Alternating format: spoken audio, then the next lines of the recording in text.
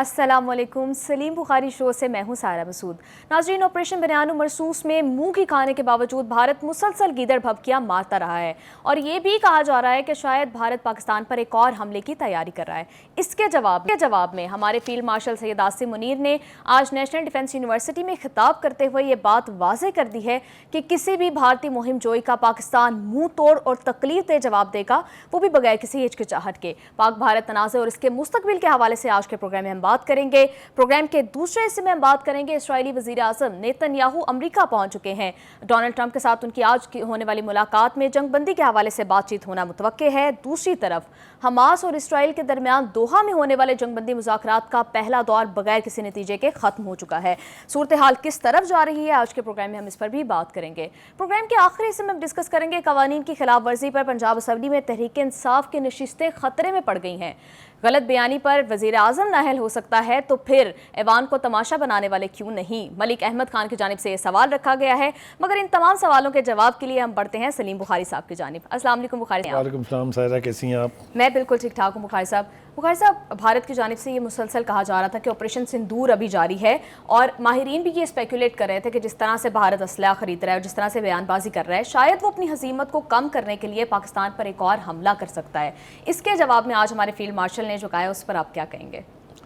देखिए, दो बातें इस हवाले से कही जा सकती हैं। एक तो ये कि आप अगर दुनिया की जंगें जो हुई हैं उसकी ज़रा तारीख पढ़ें अगर आप जी, तो ये बात बिल्कुल वाज़ेह है कि जो फातेह होता है वो अपनी फ़तेह का इजहार करता है आर्गूमेंट के साथ, दलील के साथ, सबूत के साथ, और जो हारा हुआ यानी फरीक होता है वो हमेशा हीले बहाने ढूंढेगा, जवाज़ ढूंढेगा, गैर मंतकी तरीके से कोशिश करेगा अपने नुकसानात को छुपाने की या कम करके दिखाने की।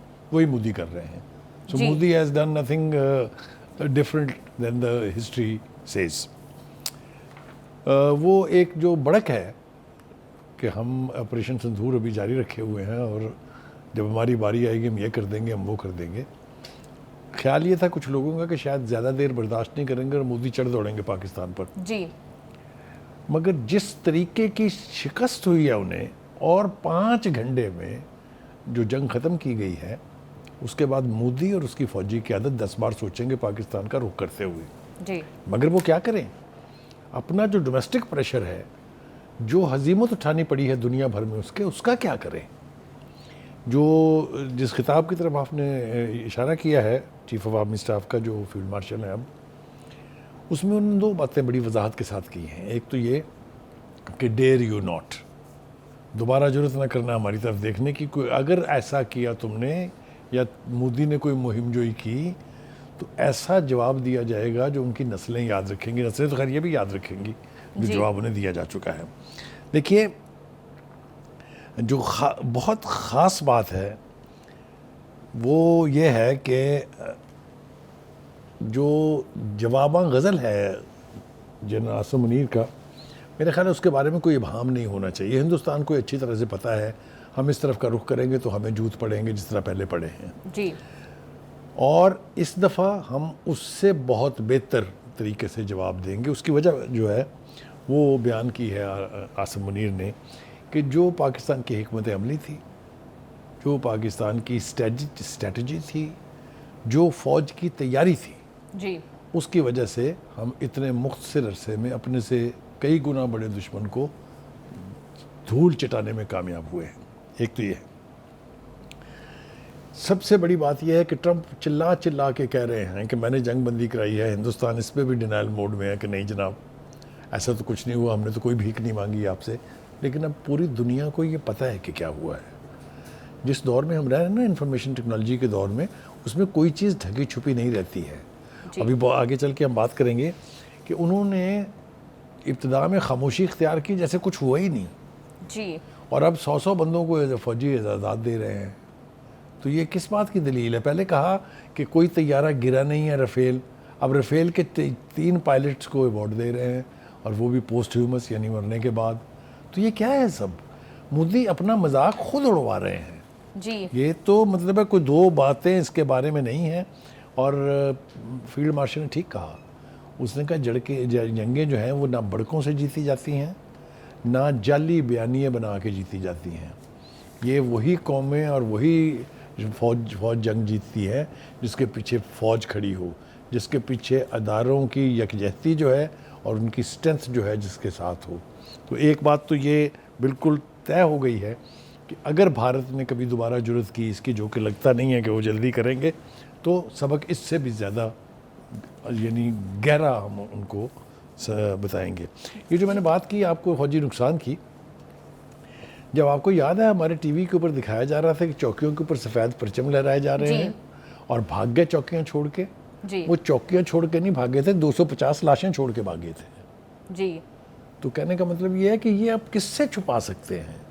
کسی سے نہیں چھپا سکتے، سارے حقائق ہیں اور وہ جو ہے وہ سامنے آ جاتے ہیں۔ جی بخاری صاحب، وہ تو کہہ رہے ہیں ہمارے پائلٹ سیفلی پہنچ گئے تھے۔ آپ نے ان کی باڈی لینگویج دیکھی ہے؟ ایک ڈیفیٹڈ سولجر بول رہا تھا، وہ اس کو پتا تھا کیا ہوا ہے۔ اور جیسا میں نے کہا اور عاصم منیر صاحب نے بھی کہا ہے کہ بیانیے بنانے سے، جھوٹ بولنے سے جنگی حقیقتیں کبھی تبدیل نہیں ہوتی ہیں۔ میں آپ کو بتا رہا تھا کہ بھارت کے رافیل طیاروں کے 3 پائلٹس میں 4 پائلٹس کے مارے جانے کا اعتراف کر لیا ہے انہوں نے، اور یہی وجہ ہے کہ 3 پائلٹس کو باقاعدہ اعزازات سے نوازا جا رہا ہے۔ دوسری طرف آپ دیکھیں تو S-400 جو ان کا بہت بڑا انڈسپینسیبل کہہ لیجیے انفالبل جو وہ ایئر ڈیفنس سسٹم تھا، اس کے 5 پائلٹس جو اس کے آپریٹرز تھے وہ فارغ ہو گئے ہیں۔ اسی طریقے سے ادھم پور ایئرپورٹ کے بارے میں جو دعویٰ کیا گیا تھا کہ یہاں تو کچھ ہوا ہی نہیں ہے، وہاں 9 مرنے والے فوجیوں کو جو ہے وہ اعزاز آپ دے رہے ہیں۔ لیکن بخاری صاحب، مودی تو جنگ کے بعد جا کر ادھر S-400 کے اس کے ساتھ تصویریں بنوا رہے تھے کہ دیکھیں بالکل انٹیکٹ ہے، کچھ ہوا ہی نہیں ہے۔ دیکھیے میں نے کہا نا کہ وہ ساری جال سازی جو ہے وہ پکڑی گئی ہے، ایکسپوز ہو گئے ہیں مودی۔ وہ جس کو دکھا رہے تھے یہ اس کی تو ہم بات ہی نہیں کر رہے تھے، وہ تو 2 اور جگہ تباہ ہوئے تھے، اس کی تصویر اب تک کسی نے ریلیز نہیں کی ہے۔ تو اسی طرح انہوں نے کہا تھا ادھم پور کچھ نہیں ہوا ہے، تو آپ نے دیکھا کہ وہاں پر مرنے والے 9 فوجیوں کو وہ ایوارڈ دے رہے ہیں۔ یہ سب کچھ جو ہے نا، جنگیں جو ہیں آج کے اس دور میں کوئی چیز پوشیدہ نہیں رہتی ہے، ہر چیز آپ دیکھیے نا کہ ان کے جہاز اڑ رہے تھے ان کی ایئر بیسز سے، پتہ ہمیں پشاور اور سرگودا میں بیٹھے ہوئے تھا۔ تو یہ اب دنیا تو اس طرح کی، یعنی یہ جو انفارمیشن ٹیکنالوجی ہے یہ کہاں سے کہاں پہنچ گئی، اب کسی چیز کو چھپانا جو ہے وہ اتنا آسان نہیں ہے۔ دوسری طرف یہ دیکھیے کہ ایک کے بعد دوسری جگہ پہ مار پڑ رہی ہے ہندوستان کو۔ سفارتی محاذ بہت امپورٹنٹ ہوتا ہے ملکوں کی تاریخ میں۔ سفارتی طریقے سے اگر آپ دیکھیں تو یونائٹڈ نیشن سے ہم شروع ہو جاتے ہیں، وہاں کی سیکورٹی کونسل کا پریزیڈنٹ کون ہے؟ پاکستان، الیکٹڈ ہے۔ اسی طریقے سے 3 اور بڑے ذیلی ادارے جو ہیں یونائٹڈ نیشن کے اور اہم ذیلی ادارے جو ہیں ان کے اوپر کون بیٹھا ہے؟ As head Pakistan. اس کے بعد آ جائیے بیانیے کی جنگ، یہ سفارتکاری کی جنگ ہو گئی۔ بیانیہ کسی نے نہیں بائی کیا ہے جو ششی تھرور لے کے گئے تھے پوری دنیا میں، بلکہ کئی جگہ تو ان کو چھپنا پڑا وہاں لوگوں سے جو خاص طور سے خالصتان تحریک کے لوگ تھے۔ لیکن بلاول بھٹو زرداری جو وفد لے کے گئے تھے ان کا بیانیہ ہر ایک نے سنا اور تسلیم کیا۔ یہ وہ حقیقتیں ہیں جن کو آپ ڈینائی نہیں کر سکتے۔ یعنی جنگی محاذ پہ جوت پڑے پہلے، پھر اس کے بعد سفارتکاری پہ جوت پڑے، ان کو پڑھ رہے ہیں مسلسل، ابھی برکس پر آؤں گا میں، اور پھر بیانیوں کی جنگ جو ہے، یہ 3 جنگیں اوپر نیچے مودی ہار چکے ہیں۔ اب آ جائیے جناب برکس کی طرف۔ برکس جو ہے ایک ایسا اسٹرانگ ادارہ ہے جس میں خود بھارت جو ہے وہ رکن ہے۔ یہ سودا بیچنے کی کوشش انہوں نے ہر پلیٹ فارم پر کی ہے کہ پہلگام میں پاکستان ملوث تھا۔ میں آپ کو ECO کی سمٹ یاد دلاؤں، وہاں کوشش کی راج ناتھ نے کہ پاکستان کا نام شامل ہو جائے پہلگام کے ساتھ، نہیں ہوا۔ حتیٰ کہ انہوں نے ایک غیر سفارتی حرکت کی کہ اس اعلامیے پر دستخط نہیں کیے، لیکن پاکستان کا نام شامل کرانے میں ناکام رہے۔ ایسا ہی انہوں نے سیکورٹی کونسل کی ریزولوشن میں بھی کوشش کی تھی، وہاں بھی مار پڑی، کوارڈ میں بھی۔ اور پھر اس کے بعد میں نے کہا نا کہ جس فورم پر وہ گئے ہیں وہاں انہیں مار پڑی ہے۔ اور اب برکس جس کا خود بھارت ممبر ہے، ہم تو ابھی ممبر بھی نہیں ہیں، ہم نے بننا ہے ان کا ممبر اور بن جائیں گے انشاءاللہ، وہاں انہوں نے کہا کہ پہلگام کے ساتھ پاکستان کا نام ٹیگ کر دیجئے، نہیں ہوا، کسی نے نہیں کیا، سرتوڑ کوشش کی، خود مودی موجود تھے وہاں، اس کے باوجود نہیں ہوا۔ تو اب آپ دیکھیے کہ یہ ایک چوتھا محاذ ہے جس کے اوپر ان کو مار پڑ رہی ہے۔ یہ بیانیوں کی جنگ، یہ سفارتی جنگ، بھارت کو بڑا عرصہ لگے گا اب پاکستان کا وہ امیج جو بن گیا ہے اس کو انڈو کرنے کے لیے۔ جی بخاری صاحب آپ ٹھیک کہہ رہے ہیں۔ پروگرام میں یہاں شامل کرتے ہیں بریک۔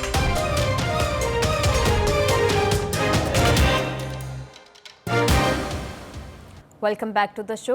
बुखारी साहब, ज़्यादा दूर नहीं जाते, रिसेंट पास्ट में ही हम देख रहे थे कि भारत को दुनिया का हर मुल्क अहमियत दे रहा था, अमेरिका समेत।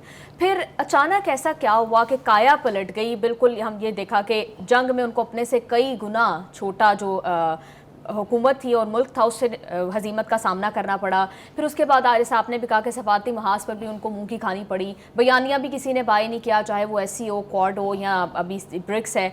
तो क्या सिर्फ वजह ये 7 रोज़ा जंग में शिकस्त थी या फिर कुछ और ऐसे ब्लंडर्स भारत की जानिब से किए गए हैं जो इसकी रीज़न बने हैं? देखिए, जंग तो एक बहाना बनी इसलिए कि जब दो मुल्कों के बीच, और ख़ास तौर से जो दो मुल्क एटॉमिक पावर हों, उनके बीच जब जंग होगी तो दुनिया फोकस करेगी उसके ऊपर। तो एक तो ये वजह हो सकती है। लेकिन देखिए, फॉल्सहुड, झूठ और नफ़रत, इनकी बुनियाद पर बनाया गया कोई बयानिया वो उसको पजीराई नहीं मिल सकती है। हिंदुस्तान, भारत के अंदर इस वक्त क्या हो रहा है, चाहे वो अक़लियतें हैं, चाहे वो आज़ादी की तहरीकें हैं, उनके साथ कश्मीर में क्या हुआ, कश्मीर अपने खालिस्तान में क्या, हमने ईस्ट पंजाब में क्या हुआ था, आपको पता है, भारतीय पंजाब में गोल्डन टेम्पल का वाक़या को बहुत ज़्यादा पुराना नहीं है, लोगों की याददाश्त में है अभी। बिल्कुल। तो उसके बाद जिस तरीके की दहशतगर्दी हिंदुस्तान ने की दूसरे मुल्कों में जाके, कनाडा उसकी मिसाल है, ऑस्ट्रेलिया उसकी मिसाल है, अमेरिका में ये सब कुछ करना चाहते थे, उन्होंने रोक दिया। तो उस जो हजीमत उठानी पड़ रही है हिंदुस्तान को as a very big country, कोई दो राय नहीं इसके बारे में, इतनी बड़ी, लेकिन एक्सपोज होते जा रहे हैं। ये मोदी का कमाल कह लीजिए या हिंदुस्तान के साथ उसने जो कुछ खिलवाड़ किया है ये कह लीजिए, लेकिन Hindustan has lost its face. वो अपना चेहरा जो है वो अब उन्हें छुपाना पड़ रहा है। वो जो राइजिंग इंडिया की कहानी थी वो डूब गया है, वो it is declining India now, हर लिहाज से, आप जिस भी लिहाज से इसको देख लें। जी बुखारी साहब, आपने बड़ी इंपॉर्टेंट बात की कि वो एक जो राइजिंग इंडिया का सारा इमेज था, वो जो साउथ एशिया का हेजिमोन बनने का ख्वाब था, वो अब चकनाचूर हो गया है। तो साउथ एशिया में बैलेंस ऑफ पावर किस तरह से शेप करेगा और पाकिस्तान उसमें कितना इंपॉर्टेंट है? पहली बात तो ये है कि 2-3 तजर्बे किए गए माजी में। एक सार्क का तजर्बा किया गया था जी, कि इस खत्ते के अंदर एक ऐसी तंजीम हो जो इस खत्ते के मुल्कों की बहबूद के लिए, तरक्की के लिए काम करे। लेकिन भारत की हट धर्मी की वजह से, हेजमनिस्टिक पॉलिसीज़ की, जो पॉलिसीज़ ऑफ हेजमनी जो थी उनकी, उसकी वजह से उनकी किसी अपने नेबर के साथ नहीं बनती है। हम तो चलिए कह लीजिए कि अज़ली दुश्मन है हिंदुस्तान के, लेकिन आप देखिए श्रीलंका, मालदीव, नेपाल, बांग्लादेश। आज एक और घटिया हरकत की गई है, वो ये कि इंडिया की टीम ने बांग्लादेश की क्रिकेट टीम के साथ खेलने से इनकार कर दिया है, इसलिए कि बहुत देर चली ना फ्लर्टेशन जो है वो हिंदुस्तान की उस लीडरशिप के साथ जिन्होंने पाकिस्तान के 2 टुकड़े करने में अहम किरदार अदा किया था। खुद मोदी जब अवार्ड लेने वहाँ गए थे तो उसने कहा था मैंने बनाई थी मुक्ति बानी, हमने ट्रेन किया था उसमें। ये भी कहा उसने कि हमने अपने फौजी भेजे थे उनके गाँव में। तो ये ऐसा मुल्क जिसकी अपने इर्द गिर्द बसने वाले किसी मुल्क से नहीं बनती है, उसकी फिर लॉस ऑफ फेस तो होएगा। तो सार्क का एक्सपेरिमेंट जो है वो नाकाम हुआ, चूँकि वहाँ पर बीजेपी और RSS की जो पॉलिसियाँ थी, जो इंतहा पसंदी थी, उसने एक्सपोज किया हिंदुस्तान को। इसी तरीके से आलमी तौर पर देखिए, ख्याल ये था कि चाइना के ख़िलाफ़ हिंदुस्तान को खड़ा करने के लिए अमेरिका ने सारे अंडे जो हैं वो हिंदुस्तान की टोकरी में डाल दिए हैं। लेकिन आप देखिए अब ट्रंप क्या कह रहे हैं। आज ये ब्रिक्स का जो इजलास है, इसमें जो 10% एडिशनल टैरिफ की बात उन्होंने की है, तो हिंदुस्तान आएगा ना उसकी ग्रिप में जी, क्योंकि मोदी साहब मौजूद थे ना उस इजलास में। एनीवे, हैविंग सेड दैट, मेरा ख्याल ये है कि ये इंडिया की डिक्लाइन का दौर है। हिंदुस्तान के आने वाले इलेक्शन में लोग इसके ऊपर अपनी राय का इजहार करेंगे। मैं वसूख से कह रहा हूँ आपको, मोदी बायस बनेगा BJP के यानी जो रूल है उसके जवाल का। मोदी की पॉलिसीज़, चाहे वो कश्मीर को हड़प करने के लिए रेवोकेशन ऑफ आर्टिकल 370 है या जो इकदाम और किए गए हैं, वो तो कर्फ्यू ज़्यादा इलाका है ना, वो तो आज़ादी नाम की कोई चीज़ वहाँ है ही नहीं। शहरी हुकूक, इंसानी हुकूक, ये सब कुछ वहाँ पामाल हो चुके हुए हैं और दुनिया ने ये सारे इमेजेस देखे हैं। तो India is on the decline, as I said, I am repeating my self, but this is a fact. Bukhari साहब, इंडिया को इंटरनली और एक्सटर्नली बड़ी ज़िल्लत हुई कि अपने से इतनी गुना छोटी एक कुव्वत से वो हार गए हैं जंग। इस हजीमत को कम करने के लिए भारत मुसलसल बार बार जो है वो चाइना कार्ड इस्तेमाल करता है। इसकी तरफ आज हमारे फील्ड मार्शल ने भी इशारा किया था। तो ये उनकी पॉलिसी किस हद तक कामयाब रही? देखिए, फील्ड मार्शल की तकरीर का ये फोकस, दूसरा बड़ा फोकस ये था कि एक हारा हुआ जो मुल्क है वो हमेशा हीले बहाने ढूंढता है जी। انہوں نے یہ کہا کہ جی یہ غیر ملکی امداد اور حمایت اور انوالومنٹ کے بغیر پاکستان نہیں جیت سکتا تھا. اور بھائی ہم نے ان سے اسلحہ لیا ہے نا, ہم نے ان سے جہاز لیے ہیں, تو اس کا مطلب یہ ہے کہ آپ نے جنگ ہاری ہے باوجود اس کے کہ فرانس آپ کی مدد کر رہا تھا, امریکہ آپ کی مدد کر رہا تھا. اسرائیلی فوجی براہ راست اسرائیلی فوجی تو براہ راست وہاں تھے, ہمارے یہاں تو یہاں کوئی چینی فوجی نہیں تھا نا. کہنے کا مطلب یہ ہے کہ یہ ایک اور گھٹیا حرکت ہے on part of Modi and on part of India, کہ آپ دوسروں کے اوپر الزام ڈال کے اپنی شکست کو کور دینے کی کوشش کر رہے ہیں. بٹ ایز آئی سیڈ, دنیا بیوقوف نہیں ہے, لوگ اب یعنی بیوقوف نہیں بنائے جا سکتے. یہ انفارمیشن کی ایج جس میں ہم رہ رہے ہیں وہاں کچھ نہیں چھپتا ہے. تو اس لیے ہندوستان اور از آن دا ڈکلائن, اور مودی اس کا واحد ذمہ دار ہے, کیونکہ اس کے جو فوجی ایڈونچرز ہیں, اس کی جو پالیسیز ہیں, اس نے ہندوستان کو کہیں کا نہیں چھوڑا. جی بخاری صاحب, بھارت کی بات تو ہم نے کر لی, اب آتے ہیں پاکستان کی طرف. بخاری صاحب, ابھی ہم دیکھتے ہیں ریسنٹ پاسٹ میں ہی, جیسے ٹرمپ کا پچھلا دور دیکھ لیتے ہیں کہ پاکستان کے ساتھ ان کے تعلقات کچھ بہت اچھے نہیں تھے, پاکستان کے بارے میں عجیب و غریب سے بیانات دے رہے تھے. اب وہ اتنے معترف ہیں ویسٹ سارا پاکستان کا, کیا پاکستان کی فارن پالیسی میں کوئی اتنا بڑا چینج آیا ہے, یا اس کا صحرا بھی 7 روزہ جنگ کے سر بنتا ہے؟ دیکھیے, پھر میں نے کہا کہ جنگ ایک وجہ ضرور بنی ہے کہ پاکستان کو اتنا بڑا ایکسپوجر ملا ہے. جی, لیکن یہ قائدانہ صلاحیتیں جو ہوتی ہیں نا, لیڈرشپ کوالٹیز, یہ بہت بڑا فیکٹر ہے. آپ دیکھیے کہ یہ کبھی ہوا کہ امریکن پریزیڈنٹ کسی ملک کے آرمی چیف سے ملے اور پھر اس کے بعد کہے کہ یہ ملاقات میرے اعزاز کا باعث ہے, اور پھر وہ یہ کہے کہ یہ پورے خطے میں ہی از اے ٹاورنگ پرسنالٹی. یہ ان پریسیڈنٹڈ باتیں اس وقت ہوتی ہیں جب آپ ایک ایسے شخص سے ملتے ہیں who is determined, who is dedicated, who is thoroughly professional. تو یہ پاکستان کو جو بوسٹ ملا ہے انٹرنیشنل ارینا میں خاص طور سے, ایک تو قدرت کی مہربانی کو تو آپ رول آؤٹ نہیں کر سکتے ہیں, لیکن میرے خیال سے اس وقت ملک میں اداروں کے بیچ جس قسم کا تعاون اور یعنی یکجہتی ہے, وہ اس کی بہت بڑی وجہ ہے. بالکل, کہ جنگیں جو ہیں وہ صرف فوجیں نہیں جیت سکتی ہیں, جنگیں وہی فوجیں جیتتی ہیں جن کے پیچھے قوم کھڑی ہوتی ہے. اور اس اعتبار سے اگر آپ دیکھیں تو پاکستان اور ہندوستان میں واضح فرق ہے. India is divided, Pakistan is one.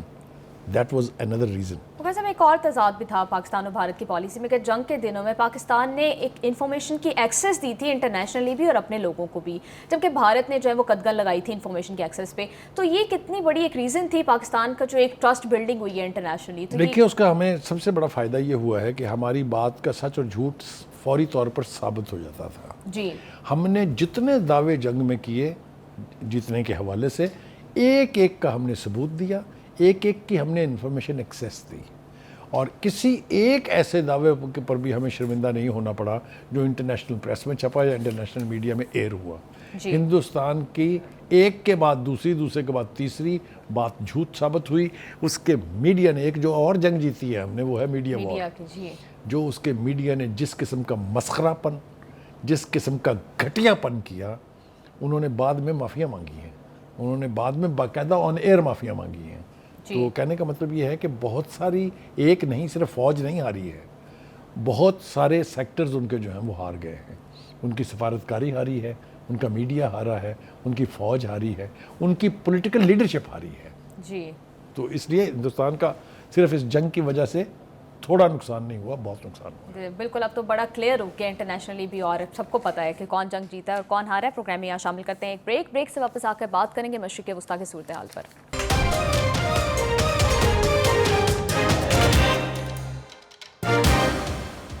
Welcome back to the شو. بخاری صاحب, نیتن یاہو امریکہ پہنچ چکے ہیں. ٹرمپ کے ساتھ آج ان کی ملاقات ہونی ہے جس میں انہوں نے جنگ بندی کے حوالے سے بات چیت متوقع ہے. بخاری صاحب, کیا لگتا ہے کہ ٹرمپ اتنا پریشرائز کر پائیں گے کہ مستقل جنگ بندی ہو جائے غزہ میں with his Nobel peace prize at stake? دیکھیے, پہلی بات تو یہ ہے کہ ٹرمپ بہت پر امید دکھائی دیتے ہیں. پچھلے کوئی 2 ہفتے سے وہ مسلسل کہہ رہے ہیں اگلے ہفتے جنگ بندی ہو جائے گی, اور اب تو اس ہفتے کہہ رہے ہیں کہ جنگ بندی ہو جائے گی. ان کے پاس کوئی نہ کوئی جواز ضرور ہے یہ ایزمپشن کرنے کے لیے, یا اتنا آپٹمسٹک ہو کے کہنے کے لیے کوئی نہ کوئی ریزن ضرور ہے. جی, وہ میں کوشش کرتے ہیں اس کو ہم تلاش کرنے کی. جی, لیکن دوسری طرف ہم دیکھ رہے ہیں کہ نیتن یاہو کا جو لب و لہجہ ہے وہ تو اس حق میں نہیں ہے کہ کوئی جنگ بندی جو ہے وہ ایسی ہو جائے جس میں حماس کو کوئی ریلیف مل جائے یا حماس کو کوئی ریکگنیشن مل جائے. وہ تسلسل کے ساتھ یہ کہہ رہے ہیں کہ ہم تو اس قسم کی کوئی جنگ بندی ماننے کے لیے تیار نہیں ہیں. اس کے 2-3 ثبوت ہمارے سامنے ہیں. حال ہی میں ایک راؤنڈ ہوا ہے مذاکرات کا بٹوین اسرائیل اینڈ حماس. جی. تو اس میں بھی یہ بے نتیجہ ختم ہو گیا. وہ اس لیے کہ جو ڈیلیگیشن وہاں گیا تھا اس کے پاس کوئی اختیار ہی نہیں تھا. لیکن میں جو جس کو کہیے تقدیر کا جو رنگ ہے اس کی بات اگر کروں تو اسی حماس کے ساتھ بات ہو رہے ہیں نا جس کو وہ ختم کرنے کے درپائے ہیں اور جس کو کہتے ہیں کہ ہم نے مکمل طور پہ ختم کر دیا ہے. جس کو وہ قبول ہی نہیں کرتے ہیں سرے سے. پھر مذاکرات کائے کے لیے کر رہے ہیں اور ابھی انہی کے ساتھ ہونے ہیں. جی. تو اینی وے یہ جو ڈویلٹی ہے ان کے کنڈکٹ میں یہ اور زیادہ ایکسپوز مجھے لگتا ہے کہ ہو جائے گی. لیکن اب دیکھنا یہ ہے کہ کیا ٹرمپ اپنے پالتو اور انسانیت کے قاتل نیتن یاہو کو مجبور کر سکیں گے کہ وہ جنگ بندی پر آمادہ ہو جائیں یا نہیں. اس وقت جو سوئی پھنسی ہوئی ہے وہ یہ ہے کہ ٹرمپ کا جو پلان ہے اور جو تجویز جو ہے اس وقت زیر غور ہے وہ ہے 60 دن کی جنگ بندی کی. جی. حماس کہتی ہے ہم 60 دن کی جنگ بندی پہ بات چیت کو آگے نہیں بڑھنے دیں گے. ہمیں مستقل جنگ بندی چاہیے جو میرے خیال سے اندری حالات کے تحت اگر آپ غور کریں جس طرح کی تباہی ہو چکی ہوئی ہے, جس طرح کا میسو ریہیبلیٹیشن ورک ہونا باقی ہے, اس میں قسطوں میں جنگ بندی جو ہے اس کا کوئی فائدہ نہیں ہوگا. وہ یرغمالی رحال کروا لیں گے نیتن یاہو اور اس کے بعد وہی خباثت شروع کر دیں گے جو انہوں نے پہلے کی ہے. جی. تو میرے خیال سے اس پوائنٹ کے اوپر حماس کا اڑ جانا یا اس پر بضد ہونا سمجھ میں آنے والی بات ہے. بخاری صاحب بار بار ریپیٹڈلی ان کی طرف سے یہی بات کی جا رہی ہے کہ صرف یرغمالی رہا کیا جائیں. غزہ کے مستقبل کے حوالے سے کوئی بات کوئی تجویز جو ہے وہ سامنے نہیں آ رہی. نہ تو اب 2 ریاستی حل کی بات ہو رہی ہے, نہ جو وہ پہلے ایک تجویز دی گئی تھی کہ شاید 4 مسلم ممالک یہاں پر آ کے رول کریں گے, اس کی بھی اب بات نہیں ہو رہی. تو پھر حماس اسی تجویز کو کیوں قبول کرے گا جس میں اس کے لیے کچھ ہے ہی نہیں؟ دیکھیں میں عرض کروں, اسرائیل وہ اسرائیل نہیں ہے جو اس ایران کے ساتھ جنگ سے پہلے تھا. وہ جو ایک امیج تھا کہ کوئی اس کے ڈیفنسز کو توڑ نہیں سکتا, کوئی اسرائیل کے اوپر حملہ نہیں کر سکتا, کوئی حملہ کامیاب نہیں ہو سکتا, یہ ساری متس ٹوٹ چکی ہیں. جی. میں اگر ٹرمپ کے اس بیان کا حوالہ دوں کہ آخری 2 دنوں میں تو ایرانی خوب لڑے, دیٹ مینس کہ پین فیل ہوئی ہے کہ جنگ کیا ہوتی ہے. ہم نے جو چیخو پکار اسرائیلی عوام کی سنی ہم اس پہ خوش نہیں ہیں, لیکن اس بات کا اطمینان ضرور ہے کہ اب وہاں یہ احساس ضرور ہوا ہوگا کہ جن کے بچے رuthlessly مارے جا رہے ہیں وہاں پر, جن کی مائیں بلکتے بچوں کو خوراک تک دینے کے قابل نہیں ہیں, ان کی چیخوں کا کیا اثر ہوتا ہوگا. Any way having said that, یہ نیتن یاہو قابو آئیں گے تو آئیں گے ٹرمپ کے ہی, کیونکہ جیسا میں نے کہا کہ اگر امریکہ کی سپورٹ نہ ہو, امریکہ کا اسلحہ نہ ہو, امریکہ کی فنڈنگ نہ ہو تو 1 ہفتہ جنگ نہیں لڑ سکتا اسرائیل آج بھی. جی. یہ بات کسی ثبوت کی محتاج نہیں ہے. جی. بخاری صاحب ابھی برکس اعلامیہ میں بھی انہوں نے کہا کہ غیر مشروط اور مستقل جنگ بندی ہو غزہ کی, تو کیا برکس کنٹریز اس میں کوئی رول پلے کر سکتی ہیں؟ دیکھیے یہ فورمز ہوتے ہیں, ان فورمز کی ایک پریسٹیج ہوتی ہے. جی. یہاں پر ورلڈ کے امپورٹنٹ لیڈرز اکٹھے ہوتے ہیں, وہ جو بات کہتے ہیں اس کو اٹھا کے پھینکا نہیں جا سکتا ہے. یہ غیر مشروط جنگ بندی کا مطالبہ سیکورٹی کونسل سے شروع ہو کے جنرل اسمبلی تک گیا. 2 ریاستی حل کی بات دنیا کے ہر فورمز پر ہوئی ہے. جی. یورپی یونین نے کیا سٹانس لیا ہے آپ کے سامنے ہے. ابھی 3 ملکوں نے فلسطینی جو ریاست ہے اس کو تسلیم کر لیا ہے اور مزید لوگ کرنے والے ہیں. تو کہنے کا مطلب یہ ہے کہ یہ جو انٹرنیشنل ارینا کے بیچ ایشوز کے اوپر آپ گندی سیاست نہیں کر سکتے ہیں جو نیتن یاہو کا یعنی ہال مارک ہے. جی. کہنے کا مطلب یہ ہے کہ the world opinion is changing, the ground realities are changing. Iran پر حملہ کر کے امریکہ اور اسرائیل دونوں نے دیکھ لیا ہے کہ یہ ایران کو اتنی آسانی سے ہڑپ کرنا یا جس طرح باقی ملکوں کے ساتھ انہوں نے کیا ہے یہ ممکن نہیں ہے. نہ اس کے سیکورٹی حصار توڑ سکے ہیں یہ, نہ وہاں رجیم چینج کا خواب پورا ہو چکا ہے. تو کافی ساری مایوسیاں ہوئی ہیں نیتن یاہو کو بھی اور خود ٹرمپ کو بھی. تو میرا خیال یہ ہے کہ امریکہ کے اندر جس فاسٹ طریقے سے ریپڈلی چینج ہو رہی ہے پبلک اوپینین, جس طریقے سے خود رولنگ پارٹی جو ہے جس کے ٹرمپ نمائندہ ہیں اس کے اندر آوازیں غزہ کے مظلوموں کے لیے اٹھ رہی ہیں, تو یقینی طور پہ ٹرمپ کوشش کریں گے کہ غزہ میں کسی نہ کسی طرح سے سیز فائر ہو جائے, چاہے وہ انیشلی 60 دن کے لیے ہو. اور اسی اعلامیے میں یہ لکھا ہوا ہو, اس کا اشارہ بھی دیا تھا ٹرمپ نے کہ یہ ہو لینے دیں, پھر اس کے بعد ہم پرماننٹ سیز فائر کا راستہ جو ہے وہ तलाश कर लेंगे। क्या ट्रंप इस बात से भी जो है वो प्रेशराइज हो सकते हैं कि कहीं ब्रिक्स में से कोई कंट्री जो है वो इसमें सालिस बन के जंग ना बंद करवा दे और उनका नोबेल पीस प्राइज आपसे देखिए, चला जाए? अगर तो जंग बंद होनी है तो ट्रंप के रोल को आप अंडरमाइन नहीं कर सकते हैं। जी ये जो ब्रिक्स का इजलास हुआ है, काश इसके अंदर रूस के पुतिन और चाइना के जिनपिंग। प्रेसिडेंट शी वो भी होते, तो फिर इसकी बात की अहमियत और थी। जी वो क्यों नहीं आए हैं, ये एक और डिप्लोमेटिक सवालिया निशान है, इसके ऊपर किसी वक्त बाद में बात करेंगे। लेकिन ये राय कायम कर सकते हैं, ये ओपिनियन दे सकते हैं, ये रेजोल्यूशन पास कर सकते हैं, लेकिन अगर कोई एक लीडर इस पोजीशन में है जो इस जंग को बंद करा दे, वो ट्रंप है। और सारे लोग, सारे स्टेक होल्डर देख भी उसकी तरफ रहे हैं। तवक्को ये की जा रही है कि जैसे कैसे भी होगा, कोई ना कोई जंग बंदी का रास्ता इस नेतन्याहू ट्रंप मुलाकात से ज़रूर निकलेगा और निकलना चाहिए। वैसे साहब, किस तरह की जंग बंदी आप मुतवक्के है? आपके ख्याल से किस तरह से? मेरे ख्याल से इनिशियली 60 दिन की होगी, 2 महीने की, और उसके अंदर एलामिये के अंदर ये लिखा होगा कि इसके बाद अगर दोनों साइड्स बिहेव करती हैं तो फिर इसको एक्सटेंड किया जा सकता है मुस्तकिल जंग बंदी के तौर पे। जी बुखारी साहब, हम एक और देख रहे हैं कि रिवायती टसल से शुरू हो गई है। ब्रिक्स पहले से ही जिस तरह से था, ब्रिक्स और अमेरिका के दरमियान, ब्रिक्स ने भी ईरान हमलों की जिस तरह से मजम्मत किया, उस पर ट्रंप ने भी रद्द अमल दिया। तो इस सारी सूरत हाल को आप किस तरह से देखते हैं? देखिए, BRICS is a reality. BRICS ने अभी फैलना है, 5 अरकान से शुरू हुआ था, 10 हो गए हैं। अभी तो हमने इसका मेंबर बनना है। We are already on the agenda to become a member, तो हमारी आवाज़ भी वहाँ सुनी जाएगी। We will be A forceful voice also. तो जैसा मैंने कहा कि ये जो इंटरनेशनल प्लेटफॉर्म्स हैं, इनमें चूँकि मुल्कों की नुमाइंदगी होती है, इसमें चूँकि इनकी राय को आप उठा के फेंक नहीं सकते हैं। बिल्कुल। तो ये बात मैं आपकी मानने के लिए तैयार हूँ कि मुमकिन है ब्रिक्स का कोई रोल हो किसी ऐसे सोल्यूशन की तरफ जो मुस्तकिल जंगबंदी जो है उसको इंश्योर कर सके।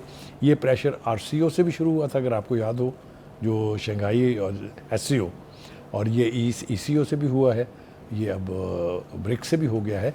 तो दिस यूरोपीय यूनियन पहले कर चुकी है। तो आप देखें ना, इनमें कितने ममालिक हैं इसमें, तो उनकी राय को आप हवा में तहलील नहीं कर सकते, उठा के फेंक नहीं सकते हैं। तो उम्मीद यही की जानी चाहिए कि गज़ा का कोई ना कोई हल निकलने जा रहा है। लेकिन दूसरी तरफ हम देखें तो एक और इम्पोर्टेंट डेवलपमेंट ये है कि ईरान के जो प्रेसिडेंट हैं, उन्होंने कहा है कि हम किसी मशरूत मुज़ाकरात का हिस्सा नहीं होंगे। ये दूसरा एक स्ट्रॉन्ग मैसेज गया है टू प्रेसिडेंट ट्रंप, कि वो जिस तरह कह रहे थे कि जी आप ये यूरेनियम जो है पास नहीं रख सकते, आप यूरेनियम अफजुदा नहीं कर सकते, उस किस्म की कोई बात जो है वो मेरे ख्याल से ईरान अभी भी मानने के लिए तैयार नहीं है। दूसरा ये कि इसराइल के हवाले से जो जंगबंदी या मुस्तकिल जंगबंदी की बात की है प्रेसिडेंट ट्रंप ने, उनका कहना ये है कि हम नेतन्याहू को ट्रस्ट नहीं कर सकते। तो ये भी उन्होंने अपना स्टेटमेंट जो है वो दे दिया है। यकीनी तौर पर Netanyahu is the most अनट्रस्टवर्दी leader in Israel, कोई दो राय नहीं है इसके बारे में। अब देखना ये है कि ये जो अब मीटिंग होने जा रही है, इसकी आउटकम पर इन्हिसार है कि उस खित्ते में आइंदा क्या होने जा रहा है।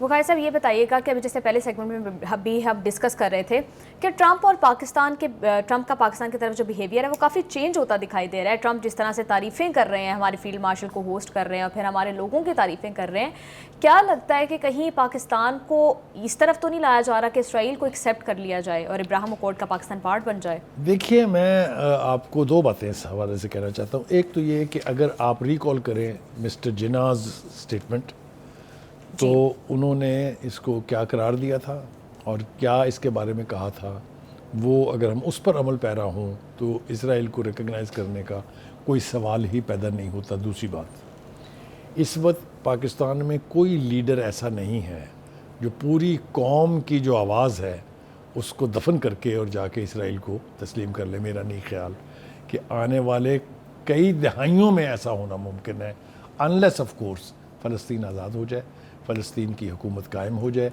फ़लस्तीन एक रियासत की शक्ल में तस्लीम कर लिया जाए, फिर इसके ऊपर गौर हो सकता है।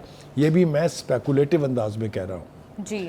हम कभी भी इसराइल को पर्टिकुलरली पीपल लाइक नेतन्याहू के अंडर तस्लीम करने का तस्वुर भी नहीं कर सकते और नहीं करना चाहिए। बुखारी साहब, जिस तरह से आज चाइना के वज़ीर ख़ारजा ने भी जंगबंदी के हवाले से बात की है और 2 रियासती हल की बात की है, क्या चाइना प्रेशराइज कर सकता है या कोई रोल प्ले कर सकता है इस सिचुएशन में? कोई 2 राय इसके बारे में नहीं है, क्योंकि वक्त ने ये साबित किया है کہ وہ جو ایک ریالٹی تھی اور صرف اس دنیا کا جو موسٹ بڑی سپر پاور تھی وہ امریکہ تھی، یہ متھ بریک ہو چکی ہے. جی اس وقت China is in a position to challenge United States of America in every field, be that business, be that army, be that army hardwares wears.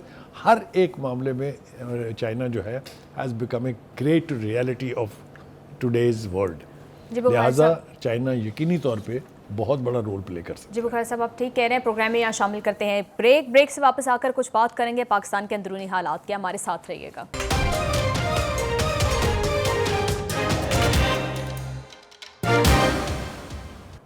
Break کے بعد خوش آمدید. بخاری صاحب، اسپیکر پنجاب اسمبلی کی جانب سے کچھ اراکین کو معطل کیا گیا ہے اور کچھ کو نوٹسز جاری کیے گئے ہیں. کیا لگتا ہے تحریک انصاف کے ہاتھ سے یہ 26 سیٹس بھی جاتی دکھائی دے رہی ہیں آپ کو؟ دیکھیے، پہلی بات تو یہ ہے کہ میں اسپیکر صاحب نے جو ایکشن لیا ہے اس کے اوپر بعد میں آؤں گا.